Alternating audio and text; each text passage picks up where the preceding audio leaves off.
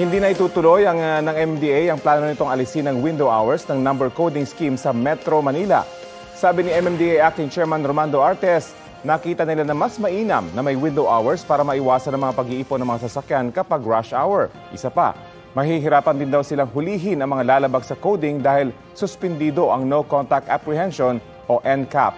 Kaya tuloy ang kasalukuyang number coding mula 7 a.m. hanggang 10 a.m. at 5 p.m. hanggang 8 p.m. Lunes hanggang Biyernes, maliban na kung holiday. At maliban po sa lungsod ng Makati na 7 a.m. hanggang 7 p.m. ang coding at walang window hours.